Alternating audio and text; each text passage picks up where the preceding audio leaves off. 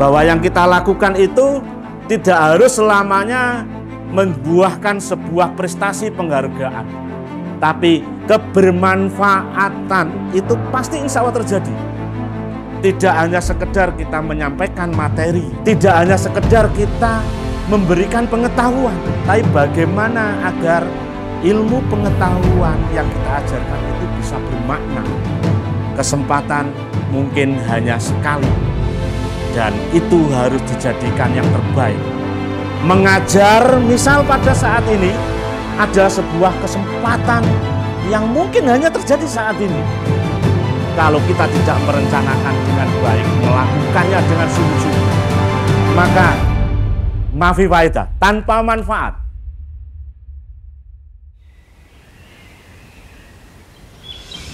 Nama saya Bakhtiar Holili. Saya Kepala SMA Negeri 1 Kampak Trenggalek sudah 2 tahun ini. Sebelumnya saya Kepala SMA Negeri 1 Karas selama 3 tahun. Dan sebelum itu menjadi Kepala Sekolah di SMA Negeri 1 Munjungan. Sebelumnya itu lagi bertugas di SMA Munjungan selama 6 tahun. Saya bertugas di SMA Negeri 1 Karangan selama kurang lebih 3 tahun. Sebagai guru, saya guru kimia, dulu alumni dari IKIP Malang, jurusan kimia. Di tahun 1997, saya menjadi guru pegawai negeri sipil, tugas di SMA Negeri 1 Kampak ini.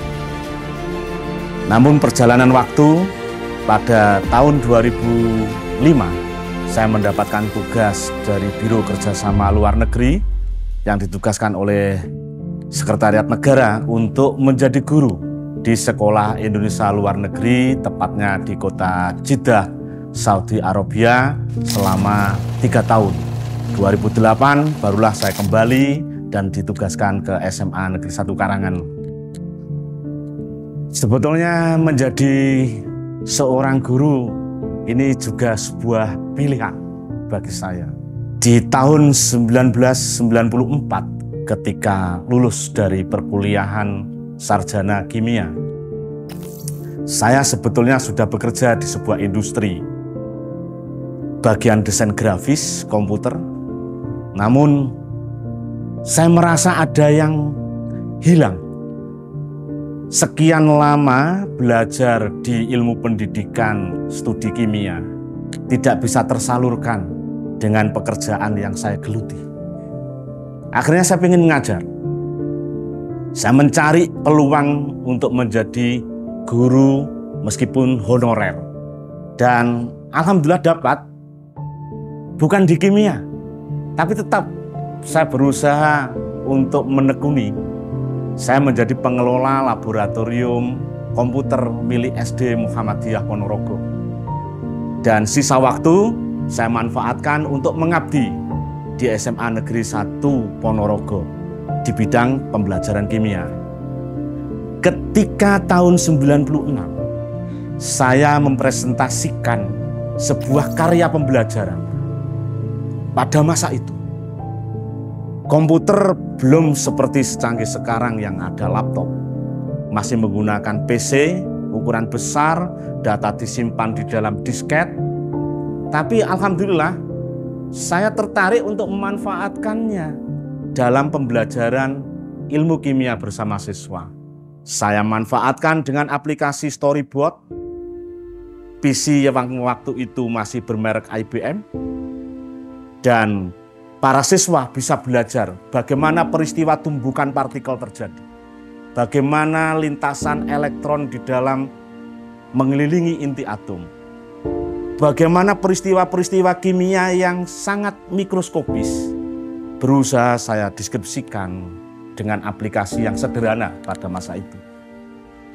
Hasil pembelajaran saya bukukan, saya jadikan sebuah laporan penelitian. Dan saya kirim ke Lembaga Ilmu Pengetahuan Indonesia. Di tahun 96 itu saya alhamdulillah diberi kesempatan untuk presentasi di Jakarta. Dan saya presentasikan, dipertemukan dengan Bapak Menteri Pendidikan masa itu, Bapak Profesor Pardiman Djojonegoro. Dan beliaunya alhamdulillah sangat respect, tertarik. Bahkan komunikasi tanya jawab berlangsung sampai ide gagasan besar muncul waktu itu.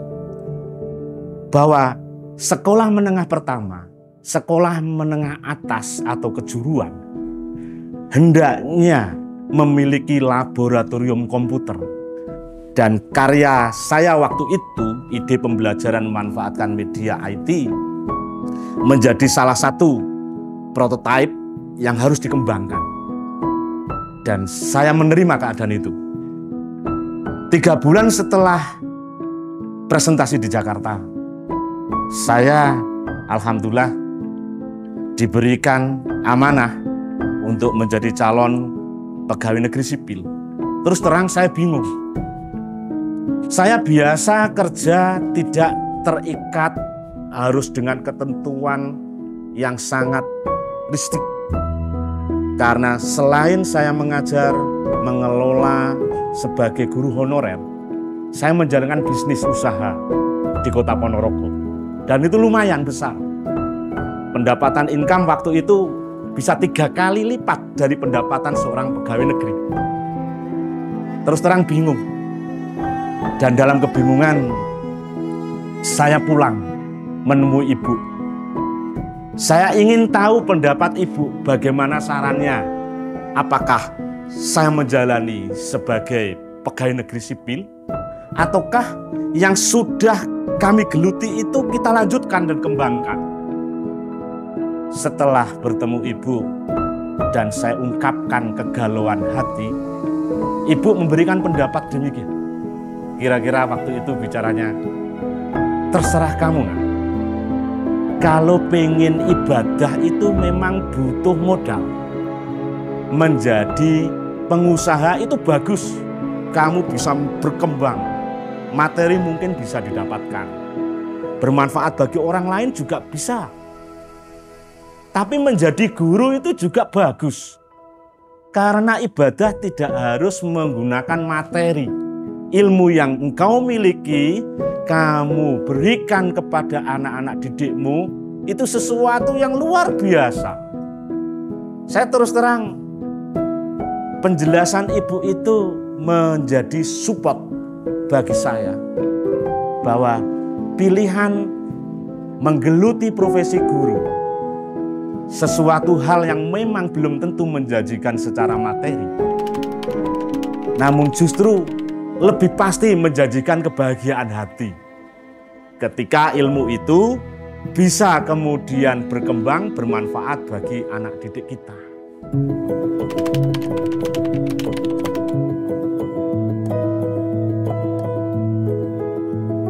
Dan saya yakin ketika menjadi seorang guru, melihat anak-anak didik kita yang semula kurang begitu paham dengan ilmu pengetahuan yang kita ajarkan.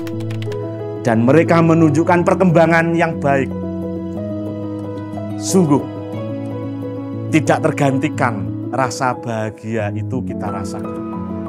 Dan betul, benar yang diungkapkan oleh ibu saya. Harus tetap selalu meluruskan niat. Ilmu ketika hanya untuk diri sendiri, mungkin kemanfaatannya tidak seberapa.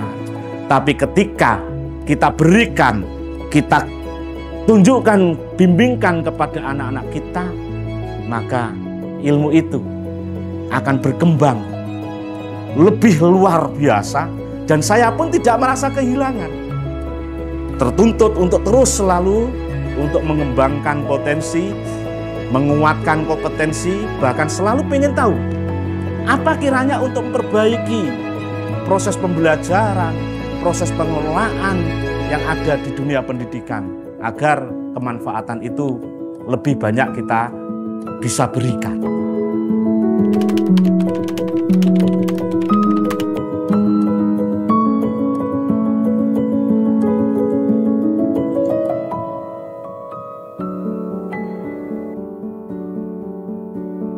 Pengalaman kita dalam menjalani profesi sebagai seorang pendidik cukup luar biasa yang saya rasakan. Dan ini saya benar-benar merasakan anugerah dari Allah. Bagaimanakah kita agar mampu terus untuk bersyukur dan berusaha mengembangkan amanah keilmuan yang mungkin barangkali masih sedikit ini, untuk bisa terus kita kembangkan untuk memberikan manfaat ke yang lebih luas.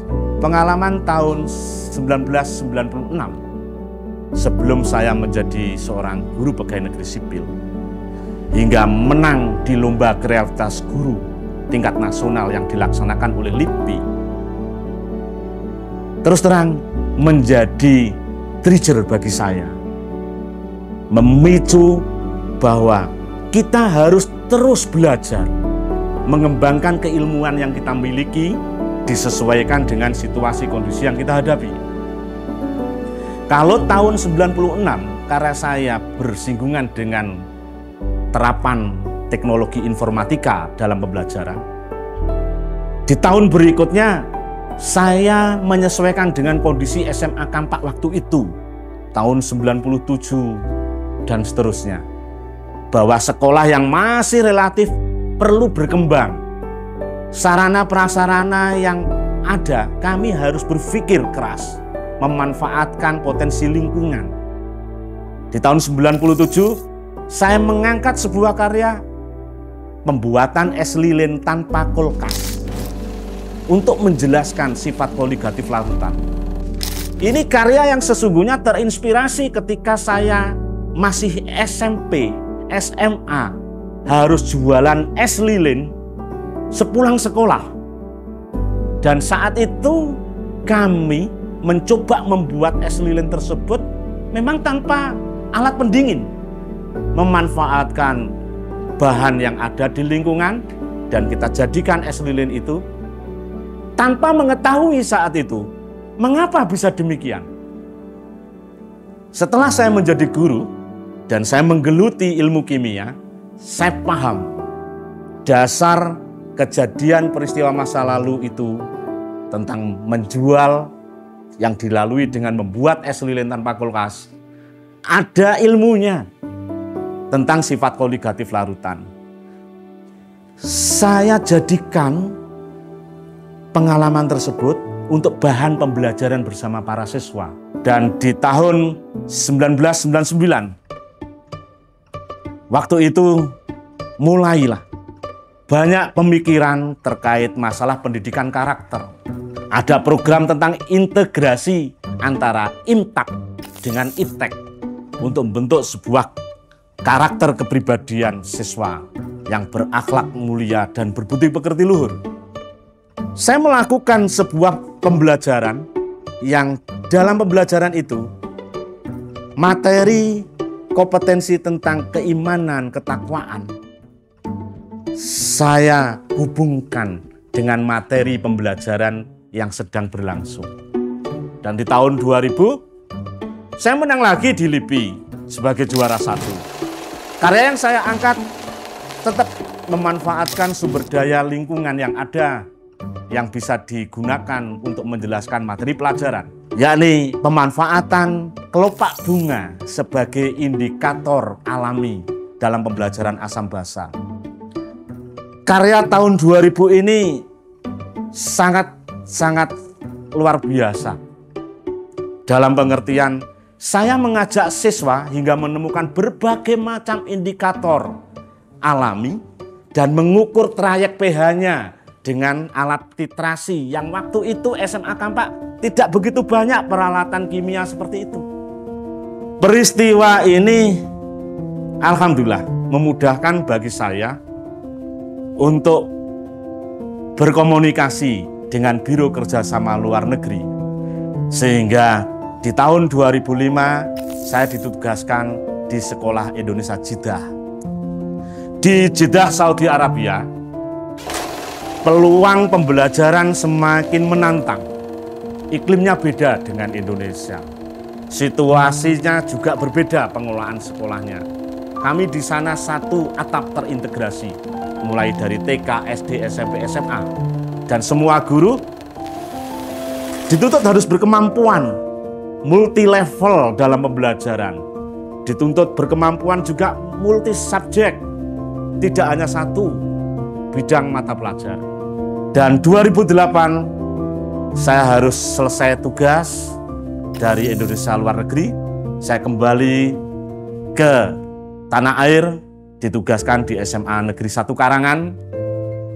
2010 saya menjadi guru berprestasi pertama di Provinsi Jawa Timur. Perjalanan ini sungguh tidak lepas dari peran serta orang tua saya, keluarga saya, di mana dari 12 bersaudara, sayalah anak kelima yang kebetulan memilih profesi sebagai guru pegawai negeri. Semuanya wirausaha, semuanya berdikari.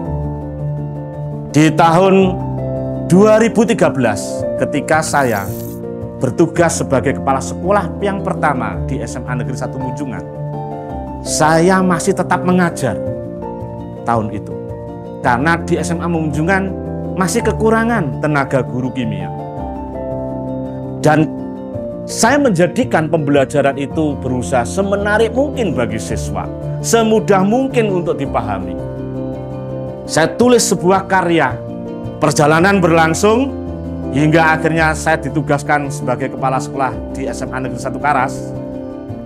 Di sana pun alhamdulillah di tahun 2020 ketika ada seleksi kepala sekolah berdedikasi tingkat nasional dan inspiratif, dan alhamdulillah saya termasuk pemenangnya di tingkat SMA. Jadi perjuangan prestasi yang berliku tentu tidak semuanya seakan enak berhasil. Banyak tantangan yang harus saya hadapi. Banyak kendala yang harus segera diselesaikan. Tapi niat yang kuat, doa kita panjatkan, usaha yang jangan pernah putus asa, jangan pernah lelah. Itu yang menguatkan diri kita. Bahwa yang kita lakukan itu tidak harus selamanya membuahkan sebuah prestasi penghargaan. Tapi kebermanfaatan itu pasti insya Allah terjadi. Pembelajaran sebagai seorang guru mengajar di kelas, persiapannya yang sangat baik, medianya juga disiapkan, teknik pendekatan metode juga kita terapkan. Tentu manfaat besar bagi para siswa, karena pembelajaran memang harusnya begitu.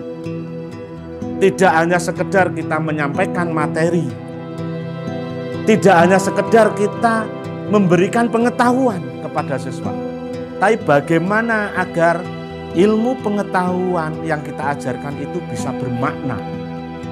Bermakna tentunya tidak hanya sekedar siswa tahu, paham, tapi juga harus mampu untuk memanfaatkan pengetahuan yang mereka dapatkan.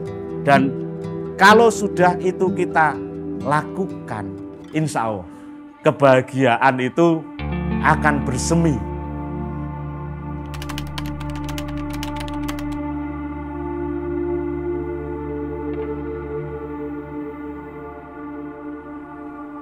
Dalam pendidikan, kita harus tahu konsep yang berlangsung. Siswa itu bukan berarti sebuah tempat kosong, tapi mereka punya talent, bakat, minat yang bisa jadi siswa tidak paham tentang kemampuan dasar potensi yang dia miliki. Guru membantu siswa mengidentifikasi, bahkan menemukan bakat minat mereka di mana, potensi mereka di mana, modalitas belajarnya seperti apa. Dan seorang guru tidak hanya seperti mengidentifikasi keadaan siswanya semata, namun harus mampu memberikan pelayanan pendidikan, pembelajaran, pelatihan, bahkan sampai pendampingan kepada mereka agar tumbuh kembang bakat minatnya, agar dia mudah menguasai materi pelajaran sesuai dengan kemampuan dasar yang dia miliki. Disitulah kiranya guru harus mampu menempatkan dirinya sebagai sosok keteladanan. Karena bagaimanapun seorang siswa tetap akan melihat, menyaksikan, mendengar segala materi, perilaku, apa yang dilakukan oleh seorang guru. Sebagai falsafah Jawa, guru itu digugu lan ditiru. Maka hendaknya seorang guru harus melakukan pembelajaran yang menjadikan proses pendidikan itu dia sebagai bagian dari sosok yang bisa dipercaya dan bisa diikuti kebaikan-kebaikannya.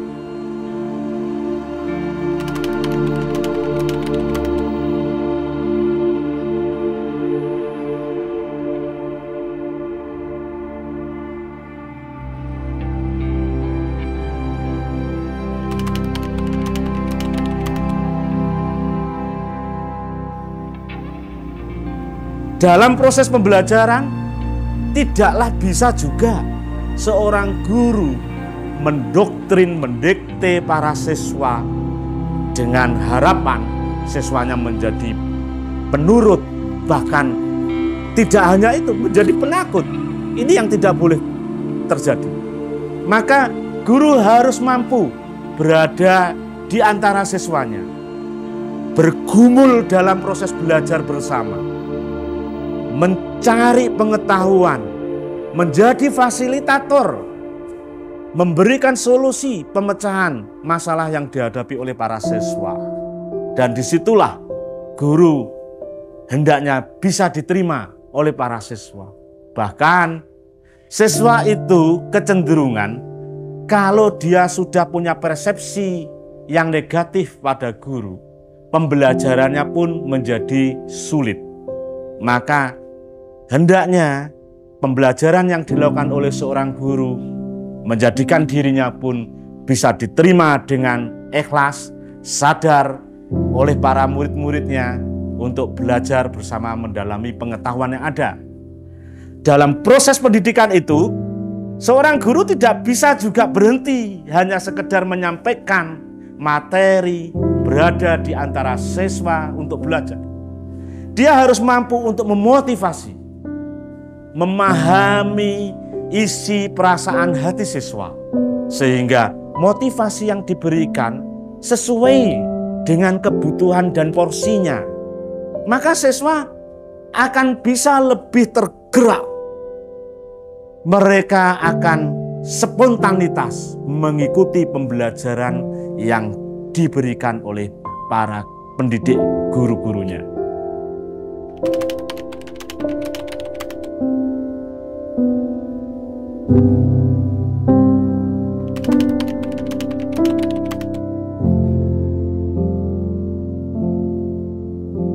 Menggeluti profesi sebagai pendidik, kepala sekolah juga sebetulnya sebagai pendidik,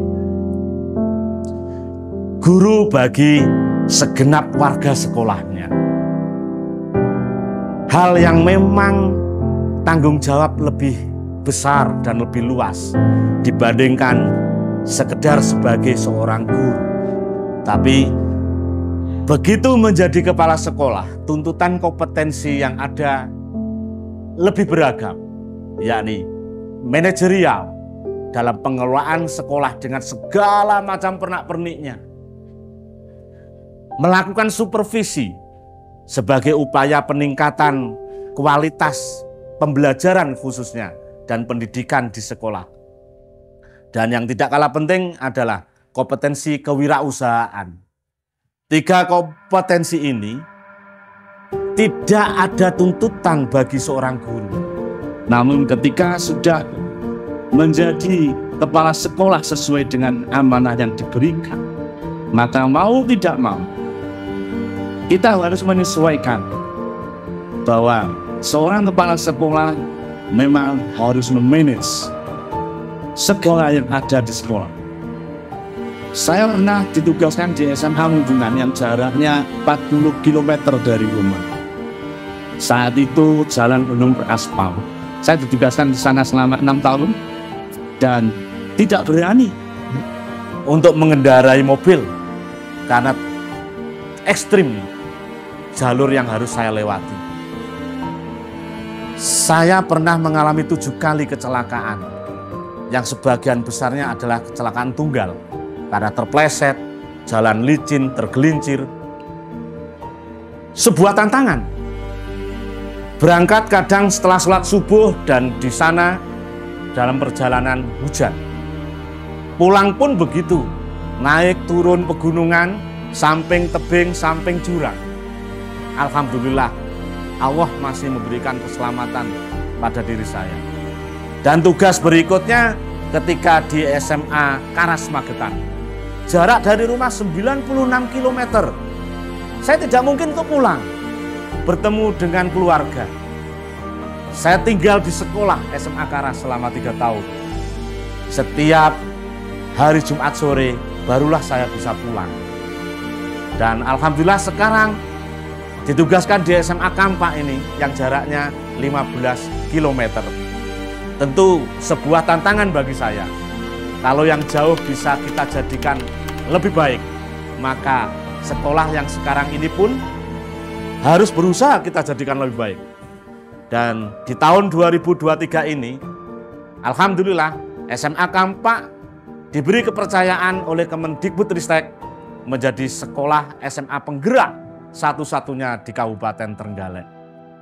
Dan semoga ini menjadi motivasi bagi warga sekolah untuk tetap terus berusaha, belajar dan berprestasi. Baik guru, terlebih bagi siswanya.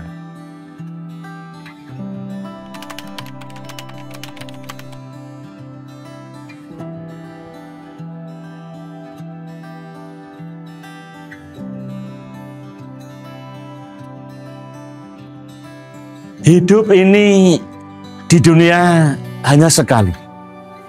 Dan kita tidak tahu durasi waktu yang tersisa bagi kita.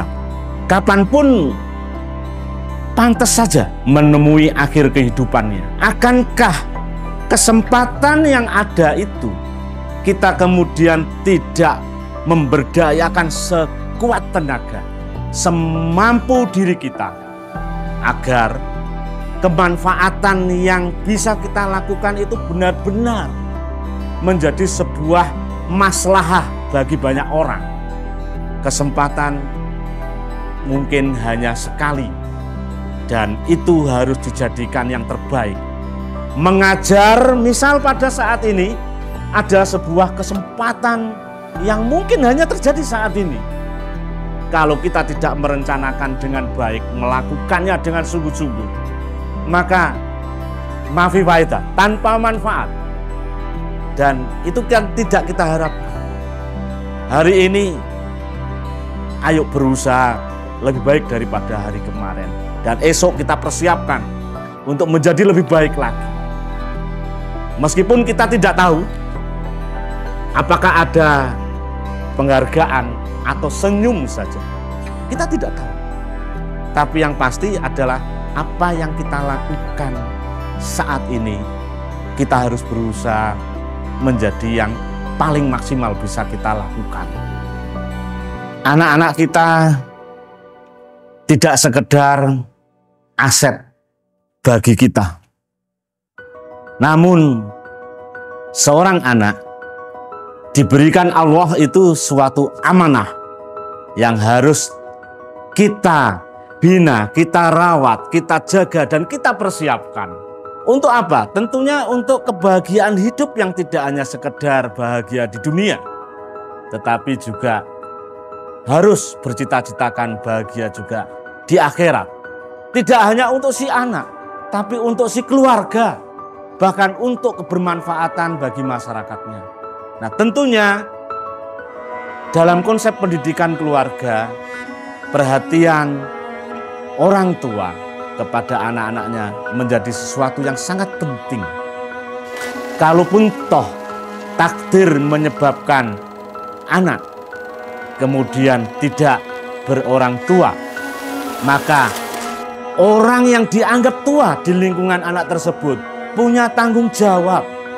Jangan sampai memiliki pemikiran ketika anak sudah usia sekolah, maka tanggung jawab itu begitu saja diserahkan kepada lembaga pendidikan.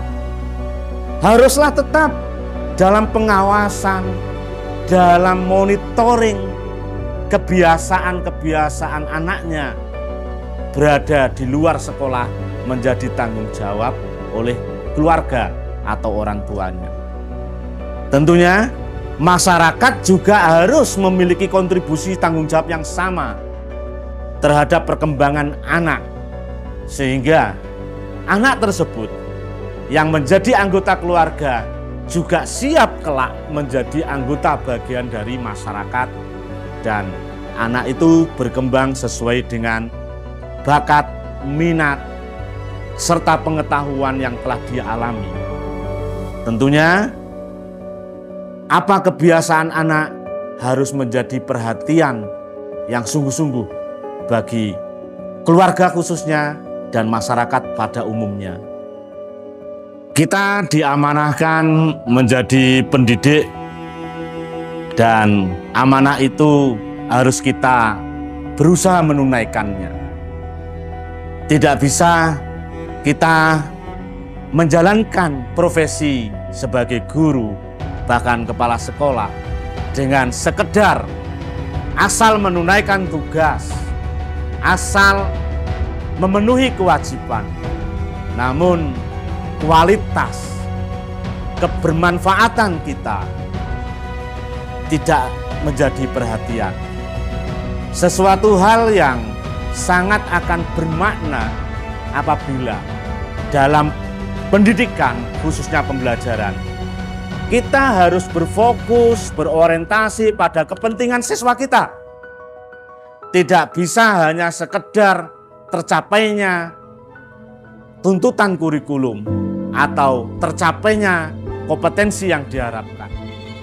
Namun, bagaimana perkembangan khususnya akhlak budi pekerti siswa menjadi siswa yang tidak hanya cerdas dalam berpikir, tetapi juga menjadi seorang generasi yang memiliki karakter berkepribadian luhur, mampu mandiri, berpikir kritis, dan dia mampu berkolaborasi dengan sesamanya.